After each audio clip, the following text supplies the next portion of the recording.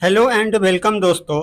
Quarter one के result season अब लगभग कह सकते हैं हम लोग कि द एंड हो गया है। क्वार्टर वन का सीजन अब खत्म हो गया। लगभग सभी कंपनियों के रिजल्ट आ गए हैं। कुछ एक बचे हुए हैं, 50 25 या 100 बचे होंगे, लेकिन ऑलमोस्ट सभी आ गए हैं। तो दोस्तों, इस वीडियो में हम लोग बात करने वाले हैं कि जो क्वार्टर वन में रिजल्ट आया है, तो ओवरऑल हम लोग पूरे जितने भी स्टॉक है लगभग मैं इस वीडियो में लगभग 4,000 के आसपास का स्टॉक का एनालिसिस करने वाला हूं सेक्टर वाइज। क्योंकि आपको भी पता है लगभग 4,000 कंपनियों का एनालिसिस एक वीडियो में करना तो संभव नहीं है, तो हम लोग आज इसको सेक्टर वाइज करेंगे। वो सेक्टर वाइज करना ज्यादा इम्पोर्टेंट हो जाता है। वो इसलिए हो जाता है कि हम कभी भी अगर किसी भी स्टॉक में अगर निवेश करने का प्लान बनाते हैं या निवेश करते हैं, तो हम लोग पर्टिकुलर सबसे पहले स्टॉक को फाइंड आउट करने के लिए क्या करते हैं, सबसे पहले सेक्टर को चूज करते हैं कि भाई किस सेक्टर की कौन सी कंपनी को पिक करें। जैसे कि अभी मोस्टली हम लोग क्या बात करते हैं कि डिफेंस सेक्टर में निवेश करो, रेलवे में करो, ईवी सेक्टर में करो, ग्रीन एनर्जी, इंफ्रा वाली कंपनी लो, ईएमएस सेक्टर की कंपनी लो। क्यों बात करते हैं ऐसा? क्योंकि ये सेक्टर में अभी बहुत ज्यादा ग्रोथ है, इसलिए हम लोग निवेश करते हैं। या एक दूसरा भी है कि अगर हमें कोई फ्रेश इन्वेस्टमेंट करना है, तो हम लोग सबसे पहले सेक्टर को ही देखते हैं और फिर उसके सेक्टर के बाद हम लोग स्टॉक को देखते हैं। तो इस वीडियो में बहुत ही इम्पोर्टेंट डेटा मैं आपको दिखाऊंगा और बहुत ही नॉलेजफुल आप लोगों को ये वीडियो होने वाला है। वो इसलिए कि हम जैसे ही निवेश करते हैं, मान लो कि रेलवे सेक्टर में, डिफेंस में या ईवी सेक्टर में, वो इसलिए करते हैं क्योंकि एक्सपेक्टेशन हम लोगों का ये है। और अभी जितने भी न्यूज या जितने भी एनालिसिस आते हैं, तो उसमें ये बताया जाता है कि हाँ, इन सेक्टर में बहुत ग्रोथ है, इन सेक्टर में पैसा लगाओ, इसमें निवेश करो तो ग्रोथ अच्छा मिलेगा।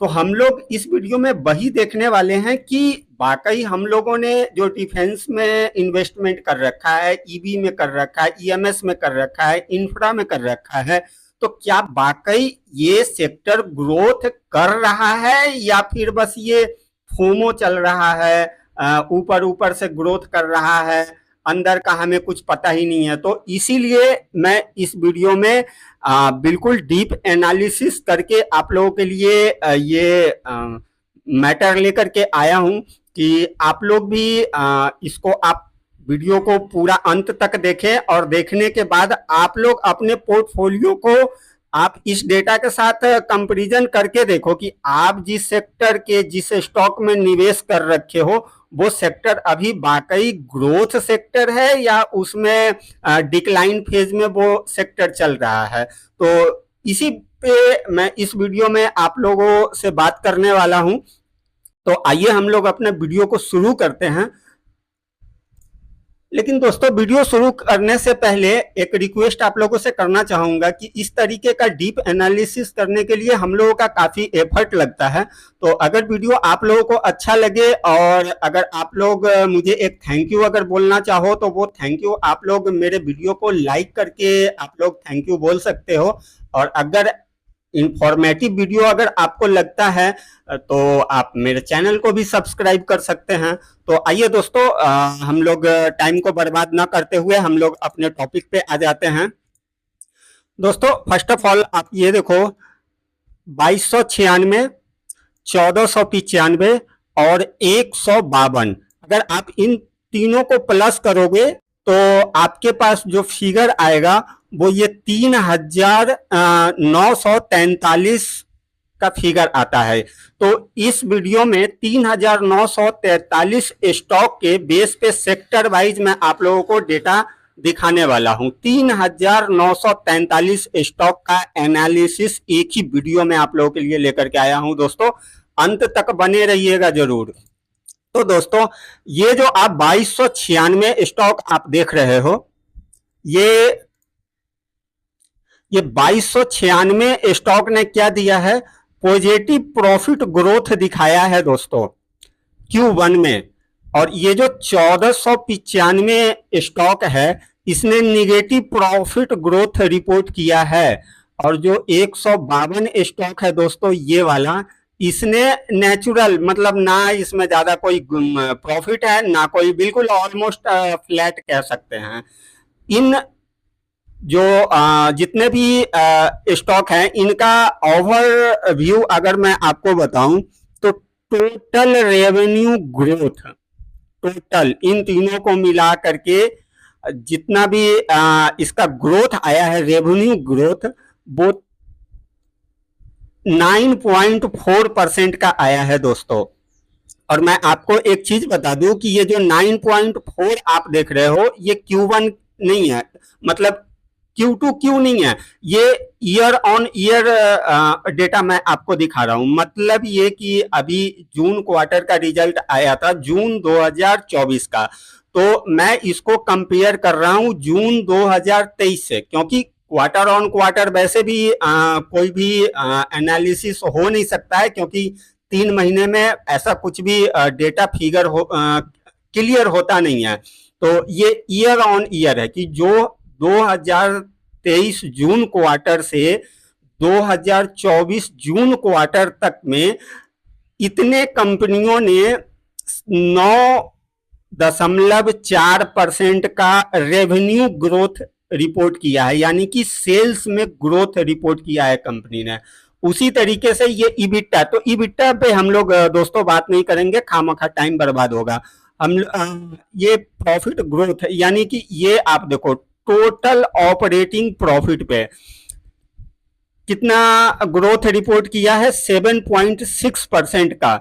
अब ये हम लोग नीचे आते हैं तो आपको एक बार हम लोग इसका कॉलम बिल्कुल आप लोगों को मैं बता दूंगा। अभी इन सब डेटा को छोड़ो, मैं आपको यहाँ से आपको डेटा बिल्कुल समझाऊंगा। और वीडियो थोड़ी लंबी हो जाएगी दोस्तों, लेकिन बहुत ही इंफॉर्मेटिव है, आप लोग बिल्कुल बने रहिए।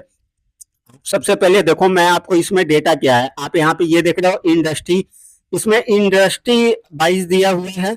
यहाँ पे देखो revenue growth year on year, यानी कि ये जून का जो जून 2024 का रिजल्ट सीजन खत्म हुआ है, इसको हम कंपेयर कर रहे हैं जून क्वार्टर 2023 वाले से। ठीक है, तो यहाँ पे रेवेन्यू, और यहाँ पे आप देखो नेट प्रॉफिट ग्रोथ, और यहाँ पे ऑपरेटिंग प्रॉफिट ग्रोथ, और यहाँ पे इबिटा, और यहाँ पे जो है ऑपरेटिंग प्रॉफिट मार्जिन ग्रोथ। मतलब 2023 जून में जितना आपके पास सेल्स था और जितना 2024 जून क्वार्टर में हुआ है, इस दोनों के बीच में कितना अंतर हुआ है, इन एक साल में आपका ग्रोथ कितना बढ़ा है कितना घटा है। तो हम लोग इसमें दो ही ऑप्शन को कंसीडर करेंगे, या ऑलमोस्ट 3 कर लेंगे हम लोग। ये ऑपरेटिंग प्रॉफिट ग्रोथ को ज्यादा कंसीडर नहीं करेंगे और इबिटा को भी कंसीडर नहीं करेंगे।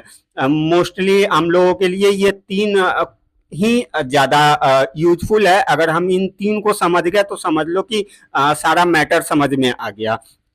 तो दोस्तों मैं आप लोगों को यहाँ पे दिखाना चाहूंगा, मैं इसको जरा आप लोगों के लिए, हाँ अभी आप देखो ऑयल एंड गैस सेक्टर के अंदर ईयर ऑन ईयर, यानी कि जून 2023 क्वार्टर से लेकर के जून 2024, मुझे बार बार 2023 और 2024 रिपीट करना पड़ता है, तो दोस्तों आप लोग इस बात को बाय डिफॉल्ट समझ लेना, क्योंकि मैं बार बार इसको, नहीं तो बहुत ज्यादा टाइम बर्बाद हो जाएगा, क्योंकि वीडियो बहुत लंबी हो जाएगी। तो आप देखो ऑयल एंड गैस में 292, मैं पॉइंट को बिल्कुल इग्नोर कर देता हूं, फ्लैट में बात करता हूं, 292% का रेवेन्यू ग्रोथ रिपोर्ट किया है। यानी सेल्स में अगर मैं ऑलमोस्ट अगर फ्लैट बात करूं तो 300% का ग्रोथ सेक्टर ने दिखाया है सेल्स में। और अगर नेट प्रॉफिट की अगर हम लोग बात करें तो नेट प्रॉफिट में आप देख सकते हो ये परसेंटेज टर्म में है, लगभग 80% का growth year on year net profit में किया है दोस्तों।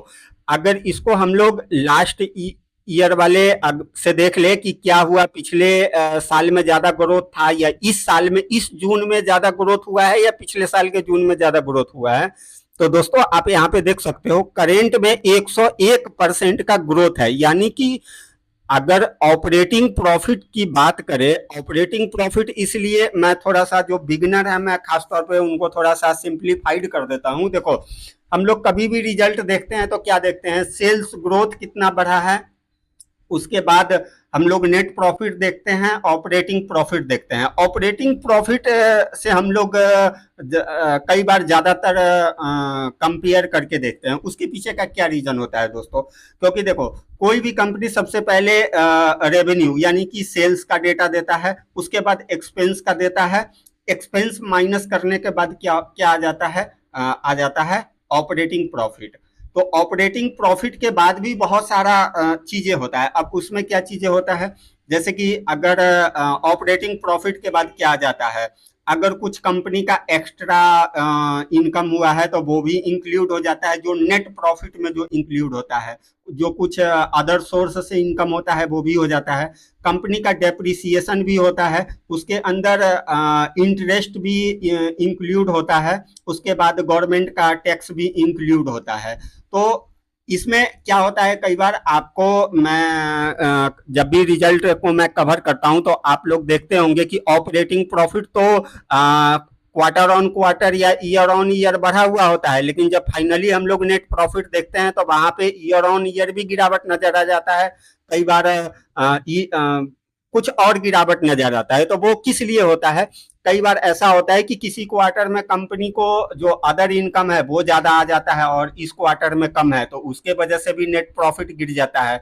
कई बार क्या होता है कि जो ईयर ऑन ईयर यानी 2023 क्वार्टर की बात करें तो वहां पे कंपनी के ऊपर डेड अगर 100 करोड़ का है तो अभी जाकर के 150 करोड़ हो गया है, तो चूंकि उसको इंटरेस्ट ज्यादा पे करना पड़ता है तो यहाँ पे नेट प्रॉफिट क्या है, उसका डिक्लाइन हो जाता है। कई बार क्या होता है कि किसी क्वार्टर में कोई 20% का टैक्स पेड करता है, तो कभी किसी क्वार्टर में 30-35%, इससे भी प्लस माइनस होकर के नेट प्रॉफिट में इफेक्ट आता है, काफी डिफरेंट होता है। लेकिन अगर हम लोग कंपनी का अगर ओरिजिनल परफॉर्मेंस देखना है तो वो ऑपरेटिंग प्रॉफिट से पता चलता है कि हाँ सेल्स आपने 100 करोड़ का करा, एक्सपेंस आपका 80 करोड़ का आया, भैया माइनस कर दिया और ऑपरेटिंग प्रॉफिट हमें 20 करोड़ का मिल गया। उसके बाद जो खेला होता है वो तो अलग का खेला है, वो अदर इनकम का है, टैक्स का है, आपके डेड का है, ये होता है। तो इसलिए हम लोग इस वीडियो में ऑपरेटिंग प्रॉफिट से अगर कंपैरिजन करके देखें सेक्टर वाइज, अगर जब हम एनालिसिस करते हैं तो ऑपरेटिंग प्रॉफिट से अगर कंपेयर करके देखें तो हमें लाउड एंड क्लियर डेटा पता चलता है कि हाँ अभी क्या चल रहा है। तो दोस्तों ऑयल एंड गैस में मैंने आपको बता दिया कि ऑपरेटिंग प्रॉफिट 101% से बढ़ा है, यानी कि जबरदस्त ग्रोथ है दोस्तों, 100% से। और सेल्स में देखो 300% का ग्रोथ है, किस सेक्टर में, ऑयल एंड गैस सेक्टर में। उसके बाद हम लोग दूसरे पे आ जाते हैं, बेवरेजेज एंड डिस्टिलरी। ये वही कंपनी होती है जो बेवरेजेज वाली होती है, डिस्टिलरी वाली जिसमें अल्कोहल वगैरह और भी कई चीजें आ जाती हैं। उस सेक्टर की बात करें दोस्तों तो आप देखो रेवेन्यू में 102% का ग्रोथ रिपोर्ट किया है इस सेक्टर ने इस क्वार्टर में। अगर नेट प्रॉफिट की बात करें तो आप देखो यहाँ पे 7% का ग्रोथ रिपोर्ट किया है। लेकिन अगर हम लोग ऑपरेटिंग प्रॉफिट अगर देखते हैं तो ऑपरेटिंग प्रॉफिट आप देखो 97% का ग्रोथ रिपोर्ट किया है कंपनी ने, सॉरी कंपनी ने नहीं दोस्तों, सेक्टर ने, मैं यहाँ पे कंपनी गलत बोल गया, सेक्टर ने ग्रोथ किया, ऑपरेटिंग प्रॉफिट ग्रोथ रिपोर्ट किया है 97% का, मतलब बहुत ही जबरदस्त ग्रोथ है दोस्तों इस सेक्टर के अंदर। लेकिन वहीं पे आप यहाँ पे देखो जब काट पीट करके जब सारा जो डेट है या टैक्स वगैरह काट करके सेक्टर के पास सिर्फ 7% का प्रॉफिट ही वो घर लेकर के जा पा रहा है। तो इस चीज को भी नोट डाउन करना जरूरी है दोस्तों। हमारा तीसरा है दोस्तों एक्सचेंज। एक्सचेंज में जनरली इसमें मैंने चेक किया था, इसमें तीन ही कंपनी है, एक तो IEX है और दूसरा जो है BSC है और तीसरा दोस्तों मैं भूल रहा हूँ, एक्सचेंज वाली एक और कोई कंपनी है। चलो मैं दिखा देता हूं आपको, आप भी क्यों कंफ्यूजन में रहोगे। इससे ये है कि टाइम थोड़ा ज़्यादा लगेगा। और ये MCX है, जो MCX कमोडिटी वाला है वो है दोस्तों। मैंने आपको एक्सचेंज का दिखा दिया। एक्सचेंज में आप देखो 101% यानी कि 100% से ये सेक्टर ग्रोथ किया है, लेकिन इसका नेट प्रॉफिट अगर आप देखोगे तो -12% इस सेक्टर में रिपोर्ट किया है दोस्तों। देखो, सेल्स 100% से ग्रोथ कर रहा है, लेकिन नेट प्रॉफिट में 12% का डिक्लाइन है, माइनस में रिपोर्ट किया है सेक्टर ने। लेकिन अगर ऑपरेटिंग प्रॉफिट की बात करें तो ऑपरेटिंग प्रॉफिट में आप देखो 45%, 45.5 है, मैं राउंड फिगर में ही बात कर रहा हूं, 45% का operating profit margin growth report किया है। लेकिन आप नेट प्रॉफिट देखो 12% से माइनस आ गया है। तो इसका क्या मतलब हो गया? मतलब ये हो गया कि कंपनी के ऊपर बहुत ज्यादा डेट है, या फिर मतलब इस तरीके की बातें हैं। ऑपरेटिंग प्रॉफिट तो बन रहा है, लेकिन प्रॉफिट कुछ घर लेकर के ये सेक्टर नहीं जा पा रहा है दोस्तों। ओके, उसके बाद इसमें काफी सेक्टर है दोस्तों। मैं बहुत ज्यादा अगर कवर करूंगा तो अभी देखो टेलीकॉम इक्विपमेंट की बात करें तो यहाँ पे 60% से सेल्स ग्रोथ किया है इस सेक्टर में, लेकिन आप देखो लगभग 38% से डिक्लाइन हुआ है इसका नेट प्रॉफिट। लेकिन ऑपरेटिंग प्रॉफिट की बात करूं तो आप यहाँ पे देखो ऑलमोस्ट 140% से ग्रोथ दिखाया है। ये दोनों में आप देखो कितना डिफरेंट है। अगर कैपिटल मार्केट की बात करें तो कैपिटल मार्केट वही जो हम लोगों का, इसके अंदर वही कंपनी आता है जो एंजल वन है, 5 पैसा है, मोतीलाल ओसवाल वगैरह, यही कंपनी आता है। तो इस सेक्टर को आप देखो 60% से सेल्स ग्रोथ रिपोर्ट किया है सेक्टर ने। वहीं पे अगर नेट प्रॉफिट की बात करें तो दोस्तों ऑलमोस्ट 74% का नेट प्रॉफिट रिपोर्ट किया है इस सेक्टर ने। और अगर ऑपरेटिंग प्रॉफिट की मैं बात करूं तो ऑपरेटिंग प्रॉफिट 121% से ऑपरेटिंग प्रॉफिट ग्रोथ रिपोर्ट किया है इस सेक्टर ने।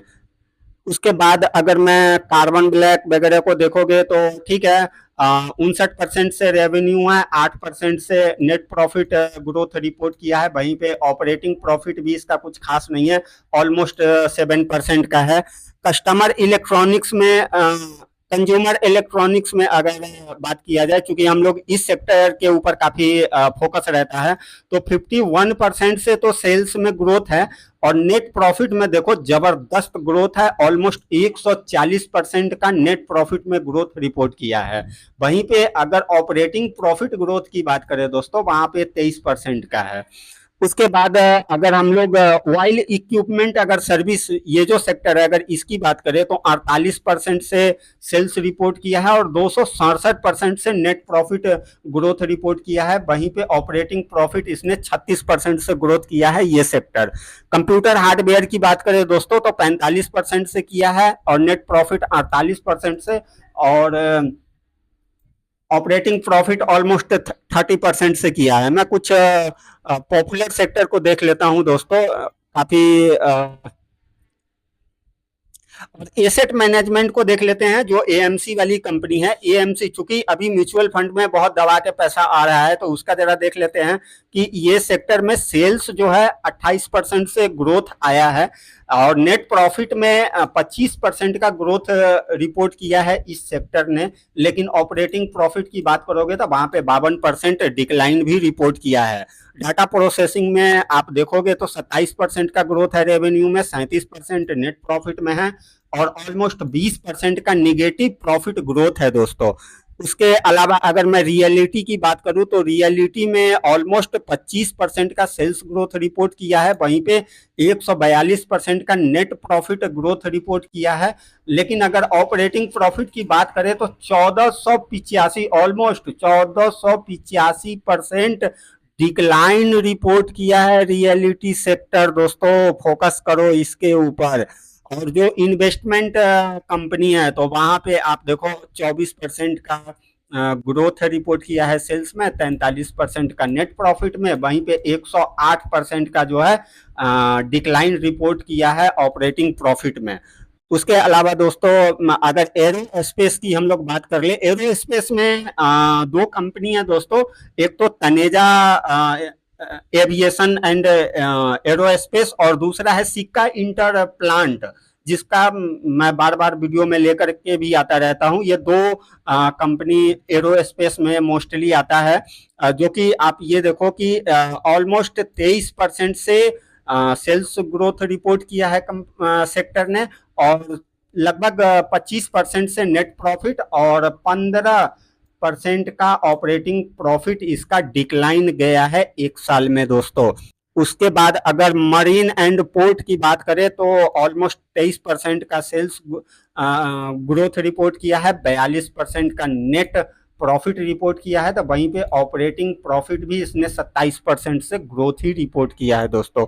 उसके बाद अगर दोस्तों हम लोग कुछ देख ले, फाइनेंशियल सर्विस को देख ले, तो इसमें ऑलमोस्ट 22% का सेल्स ग्रोथ रिपोर्ट किया है, 7% से नेट प्रॉफिट है और 138% का ऑपरेटिंग प्रॉफिट ग्रोथ रिपोर्ट किया है इस सेक्टर ने। बैंक की बात करें तो 21% का सेल्स ग्रोथ रिपोर्ट किया है सेक्टर ने, तो 21% का नेट प्रॉफिट ग्रोथ रिपोर्ट किया है, तो 9% का डिक्लाइन रिपोर्ट किया है ऑपरेटिंग प्रॉफिट में दोस्तों।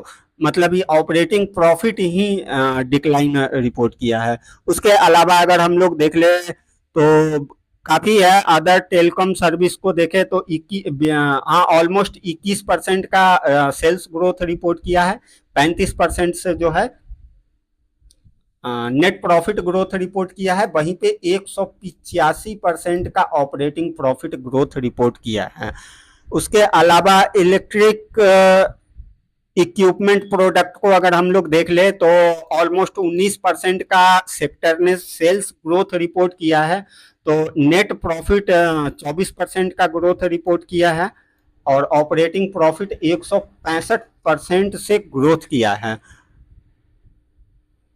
इलेक्ट्रॉनिक्स कंपोनेंट की बात किया जाए दोस्तों तो ऑलमोस्ट 18% से सेल्स ग्रोथ रिपोर्ट हुआ है, वहीं पे 381% का नेट प्रॉफिट ग्रोथ रिपोर्ट किया है, वहीं पे ऑपरेटिंग प्रॉफिट ऑलमोस्ट 29% डिक्लाइन है दोस्तों। और किसका मैं कवर करूं दोस्तों, वीडियो काफी लंबा होते जा रहा है, आप लोग बिल्कुल कमेंट करने वाले हो।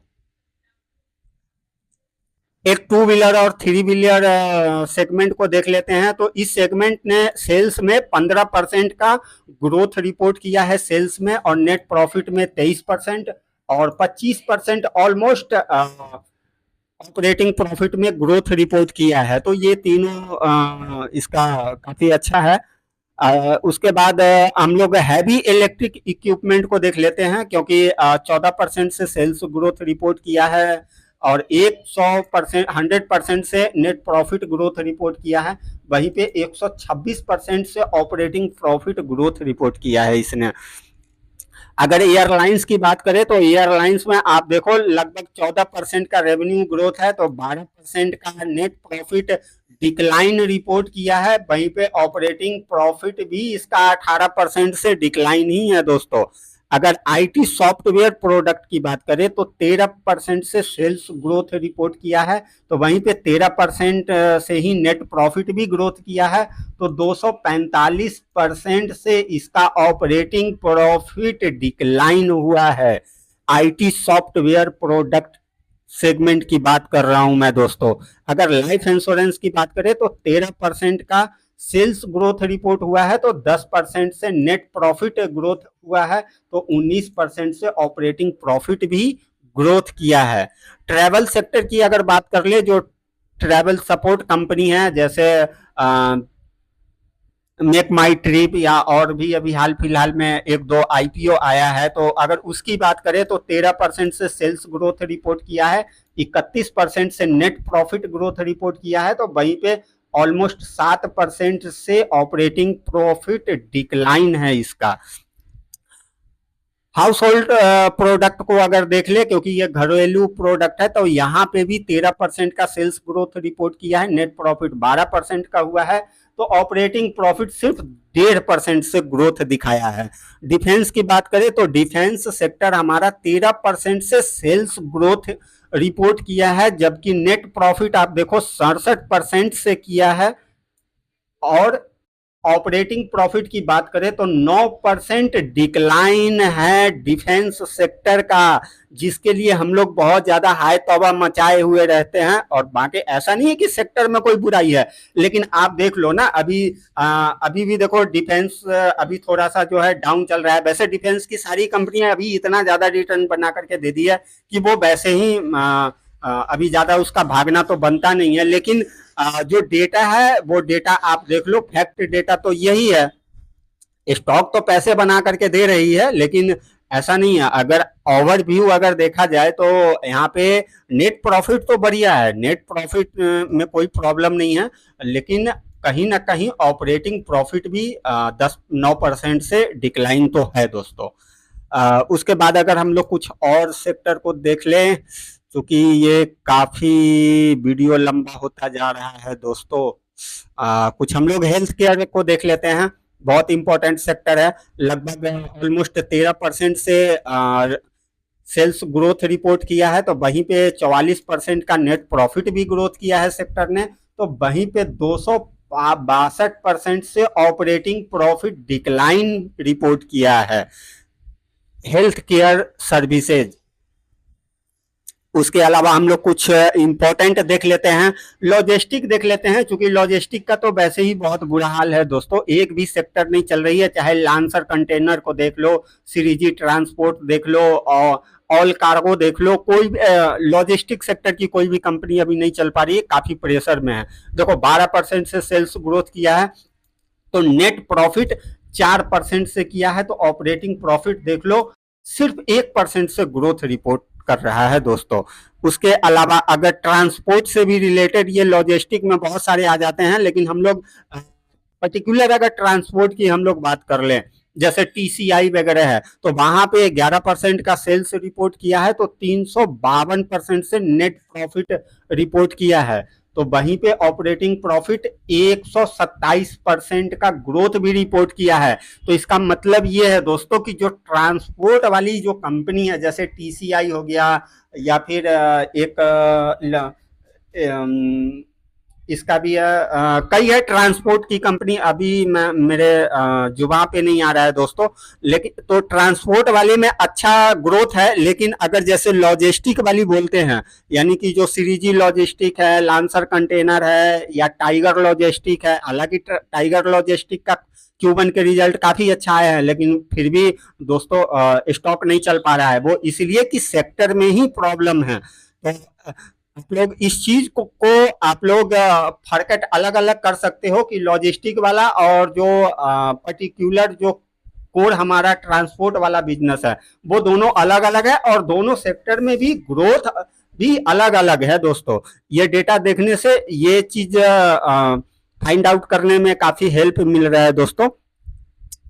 और मैं कुछ और आगे अगर मैं दिखाऊं आपको, तो केमिकल की बात कर लेते हैं। तो केमिकल में आप देखो, ये तो वैसे ही काफी अंडर प्रेशर चल रहा है। आप यहाँ पे देखो सेल्स में लगभग 10% का सेल्स ग्रोथ है, 6% का प्रॉफिट ग्रोथ है, और 159% का ऑपरेटिंग प्रॉफिट डिक्लाइन है दोस्तों। केमिकल सेक्टर देखो प्रेशर में है, वो दिख रहा है ना यहाँ पे, ऐसा डेटा देखने का। और मैं जो ये वीडियो लेकर के आया हूं, इससे आप देखो कि कितना क्लियरिटी मिलता है ऐसी वीडियो में, ऐसे डेटा से। और वहीं पे अगर हम लोग वेयर हाउस और लॉजिस्टिक की भी बात कर लूं, क्योंकि वेयर हाउस ये लॉजिस्टिक का ही पार्ट है, तो ये भी आज के डेट में वैसे तो काफी अच्छा सेगमेंट है, लेकिन काफी अंडर प्रेशर है। आप वो देख लो कि 9% से रेवेन्यू ग्रोथ हुआ है, यानी कि सेल्स ग्रोथ, 3% से नेट प्रॉफिट ग्रोथ है, और 1.5% से दोस्तों ऑपरेटिंग प्रॉफिट डिक्लाइन है। हाउसिंग फाइनेंस की बात कर लेते हैं, काफी धूम है इसका, 9% से सेल्स ग्रोथ है, 12% से नेट प्रॉफिट ग्रोथ है, लेकिन 80% से ऑपरेटिंग प्रॉफिट डिक्लाइन है। उसके अलावा हम लोग और कुछ बात कर ले, कंस्ट्रक्शन एंड इंजीनियरिंग की बात करें, ये सब हमारे इंफ्रा में आ जाता है, तो ऑलमोस्ट 9% का ग्रोथ है, लेकिन 5% का नेट प्रॉफिट में डिक्लाइन है पूरे सेक्टर में दोस्तों, और 305% का year on year operating profit में भी डिक्लाइन है कंस्ट्रक्शन और इंजीनियरिंग में दोस्तों। तो यही वजह है कि कुछ इंफ्रा की भी कुछ ऐसी कंपनी है जिसमें आपको कुछ ज्यादा ग्रोथ देखने को नहीं मिलेगा दोस्तों। कुछ एक कंपनी है काफी अच्छा परफॉर्म कर रही है, लेकिन कुछ एक कंपनी है। तो सेक्टर कैसे ग्रोथ करेगा जब सेक्टर की ऑलमोस्ट कम से कम 70-80% अगर कंपनी अगर परफॉर्म नहीं करेगा तो पूरा सेक्टर में ग्रोथ नजर ही नहीं आएगा। अगर अगर 70-30 या 60-40 का रेशियो होगा तो सेक्टर वो कभी भी ग्रोथ नजर नहीं आएगा, उसमें डिक्लाइन ही नजर आएगा। उसमें कम से कम 70% स्टॉक को परफॉर्म करना पड़ेगा, तभी वो सेक्टर जाकर के वो ग्रोथ दिखा पाएगा, वरना काफी प्रॉब्लम होगा। अगर कमर्शियल व्हीकल्स की बात कर ले तो कमर्शियल व्हीकल्स में आप देखो लगभग 8.5% का रेवेन्यू ग्रोथ है, तो लगभग 2% का या 0.25% का नेट प्रॉफिट ग्रोथ है, तो वहीं पे 3% का ऑपरेटिंग प्रॉफिट डिक्लाइन है। उसके अलावा दोस्तों कौन सा सेक्टर हम लोग देखें, अगर होटल इंडस्ट्री की अगर हम लोग बात करें तो होटल इंडस्ट्री ऑलमोस्ट 7% से रेवेन्यू ग्रोथ किया है और 10% से ऑलमोस्ट नेट प्रॉफिट ग्रोथ किया है, तो वहीं पे 2000 से ज्यादा परसेंट से ऑपरेटिंग प्रॉफिट डिक्लाइन हुआ है। मतलब रेवेन्यू वगैरह तो ठीक ठाक चल रहा है, लेकिन प्रॉफिट बना करके कंपनी घर नहीं ले जा पा रही है दोस्तों। ये सब इसीलिए जब भी किसी स्टॉक को एनालिसिस करता हूं, अगर आपने मेरा वीडियो भी देखा होगा, तो हम लोग सबसे पहले डेड को जरूर देखते हैं कि डेड कितना है क्या है, क्योंकि डेड सारा कमाई तो इंटरेस्ट देने में चला जाता है, प्रॉफिट कुछ बचेगा तभी तो घर जाएगा। तो ये डेटा है दोस्तों, आप इसको देखो। और मैं आगे आपको कुछ मेडिकल इक्विपमेंट को देखूं तो लगभग 6.5% से ये ग्रोथ किया है सेल्स, लेकिन 22% से इसका नेट प्रॉफिट इस सेक्टर का डिक्लाइन है, और वहीं पे 65% से ऑपरेटिंग प्रॉफिट भी डिक्लाइन है। ये पूरा सेक्टर अभी काफी अंडर प्रेशर है दोस्तों। उसके अलावा अगर हम लोग शुगर की बात कर लें तो शुगर में आप देखो 4.25% का सेल्स ग्रोथ है, लेकिन 112% से नेट प्रॉफिट डिक्लाइन है, तो वहीं पे ऑलमोस्ट 85% का ऑपरेटिंग प्रॉफिट भी डिक्लाइन है। शुगर में वैसे भी काफी प्रेशर रहता है, गवर्नमेंट का भी कभी कभी चाबुक चलता रहता है, तो काफी। और और दोस्तों मैं इसमें और बताओ, एग्रो केमिकल में देखे तो सेल्स में लगभग 2.5% का ग्रोथ है, लेकिन नेट प्रॉफिट में 34% का डिक्लाइन है, तो वहीं पे ऑपरेटिंग प्रॉफिट इसका काफी अच्छा है, 450% से ग्रोथ दिखाया है। तो इसका मतलब ये है दोस्तों कि ये एग्रो केमिकल, आज आप नोट कर लो, मैं ये कह रहा हूं कि नोट कर लो, एग्री वाला जितना भी एग्रो वाला केमिकल सेक्टर है उसमें बहुत जल्दी ग्रोथ आएगा दोस्तों, बिल्कुल आएगा। उसके पीछे का रीजन ये है, आप देखो सेल्स तो ठीक है, सेल्स में कुछ ज्यादा ग्रोथ नहीं है, नेट प्रॉफिट भी डिक्लाइन है, लेकिन ऑपरेटिंग प्रॉफिट जिस तरीके से 450% से ग्रोथ रिपोर्ट किया है, ये क्वार्टर ऑन क्वार्टर जैसे ही आएगा ना, तो आप देखना 1 से 2 क्वार्टर में एग्रो केमिकल जो है काफी अच्छा परफॉर्म करते हुए नजर आएगा हम लोगों को। आप इस वीडियो को सेव कर लो, मेरी बात को आज नोट कर लो। ओके, आगे बढ़ते हैं दोस्तों, हम लोग एक टेक्सटाइल को देख लेते हैं। टेक्सटाइल में बहुत टेंशन है दोस्तों, 2% से मात्र सेल्स ग्रोथ किया है, एक साल में मात्र 2% का ग्रोथ है सेल्स में दोस्तों, लेकिन नेट प्रॉफिट में अच्छा घर ले गया पैसा, 428% का नेट प्रॉफिट हुआ है, तो वहीं पे ऑपरेटिंग प्रॉफिट भी काफी अच्छा है, 88% का। सेल्स में तो ग्रोथ नहीं है, लेकिन प्रॉफिट बढ़िया बन रहा है टेक्सटाइल में दोस्तों, अच्छी बात है। नेक्स्ट देख ले कुछ और ऐसा सेक्टर हो जो हम लोगों को देखने लायक हो। वैसे हम लोग इतना ज़्यादा सेक्टर में तो इन्वेस्ट नहीं करते हैं। अगर फुटवेयर फुटवेयर को देख लेते हैं, फुटवेयर भी काफ़ी अंडर प्रेशर सेक्टर है। आप देखो 1% का सेल्स ग्रोथ है, तो आप कह सकते हो कि 10% का नेट प्रॉफिट बन रहा है इसमें, और ऑपरेटिंग प्रॉफिट भी ठीक है, 10% से ही बन रहा है। उसके अलावा और दोस्तों और तो मुझे नहीं लग रहा है दोस्तों इसमें।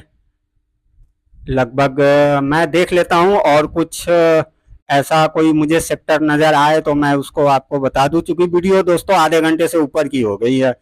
अ, हाँ, ज्वेलरी सेक्टर को एक बार देख लेते हैं। जो इसमें ज्वेलरी सेक्टर में दोस्तों, इसमें हम लोगों का लगभग मोस्टली सभी स्टॉक आ जाता है। हम लोगों के पोर्टफोलियो में भी है, जैसे टाइटन है, कल्याण ज्वेलर्स है, पीसी ज्वेलर्स है, स्काई गोल्ड है, डीपी आभूषण है। ये सारी कंपनियां इसमें हैं। तो इसमें आप देखो ज्वेलरी वाली में आप देखो लगभग 20% का सेल्स जो है वो डिक्लाइन हुआ है, और 8% का नेट प्रॉफिट रिपोर्ट किया है इस सेक्टर ने। लेकिन 173% का जो है ऑपरेटिंग प्रॉफिट ग्रोथ भी रिपोर्ट किया है इस सेक्टर ने। आपने देखा होगा कि इस बार टाइटन का भी नंबर अच्छा नहीं आया है, तो लेकिन हाँ, प्रॉफिट्स लगभग कंपनियों ने बनाया है। तो चलो ये अच्छा ही है, कोई इसमें है नहीं। तो दोस्तों लगभग ये वीडियो खत्म हो रहा है, आधे घंटे से ऊपर की वीडियो हो गया है।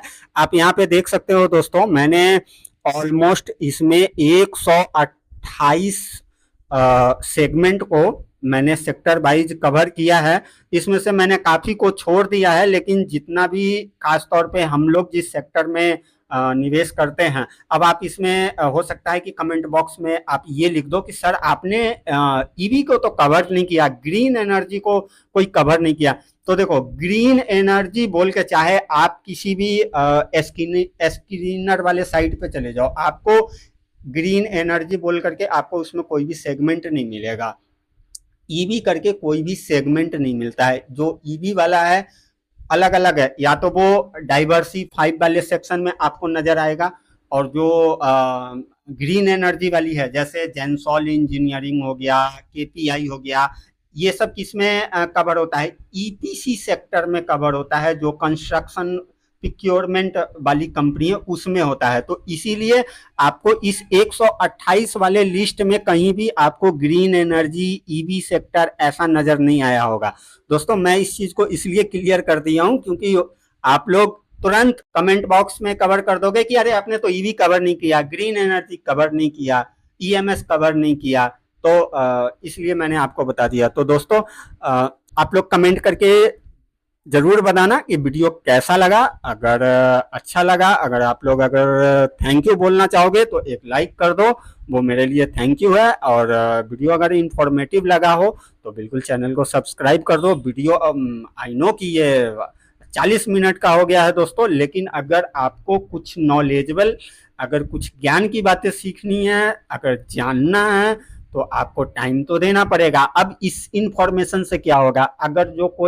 अगर आपको कोई फ्रेश इन्वेस्टमेंट करना है तो इससे आप ये जान पाओगे कि हाँ भाई, ये सेक्टर अभी अंडर प्रेशर में है, तो मैं अभी इस सेक्टर के किसी कंपनी में निवेश नहीं करूंगा। जो कंपनी जो सेक्टर अभी ग्रोथ में है मैं उसमें करूंगा। क्योंकि अब एक सवाल ये भी हो सकता है, जो बिगिनर होते हैं वो खासतौर पे ऐसा सवाल पूछते हैं कि अरे ठीक है सेक्टर डाउन है तो क्या स्टॉक को देखो, अपर सर्किट पे अपर। ऐसा नहीं होता दोस्तों, अगर सेक्टर परफॉर्म करेगा तभी स्टॉक परफॉर्म करेगा। अभी जैसे हम लोग कुछ दिनों से क्या बात करते हैं कि आईटी सेक्टर अभी प्रेशर में चल रहा है, केमिकल प्रेशर में चल रहा है। तो केमिकल सेक्टर के अंदर आप जैसे कि देखो गुजरात फ्लोरो है, क्या स्टॉक खराब है क्या? नहीं, लेकिन फिर भी परफॉर्म नहीं कर रहा है। और भी देख लो, अलकाई अमाइंस देख लो, बालाजी अमाइंस देख लो, और भी कोई दीपक नाइट्राइट देख लो। अभी हालांकि दीपक नाइट्राइट कुछ बाउंस बैक करके अभी चला गया है, 3000 के नियर बाई में है, लेकिन अंडर प्रेशर में था। तो क्या ये सारी कंपनियां खराब है? नहीं, कंपनियां अच्छी है, सेक्टर में प्रॉब्लम है इस वजह से। तो अगर जिस सेक्टर में टेलविन चलेगा, अगर आप उसमें निवेश करोगे तो फिर क्या होगा? वो रुका हुआ रहेगा, परफॉर्म नहीं करेगा, फिर आप परेशान हो जाओगे। तो ऐसी वीडियो में ऐसे इंफॉर्मेशन से आपको क्या मिला? सेक्टर वाइज, तो आप उस सेक्टर में निवेश करोगे तो आपको बेटर परफॉर्मेंस मिलेगा। तो दोस्तों मैं वीडियो को यहीं पे वाइंड अप करता हूं। मिलते हैं दोस्तों नेक्स्ट वीडियो में।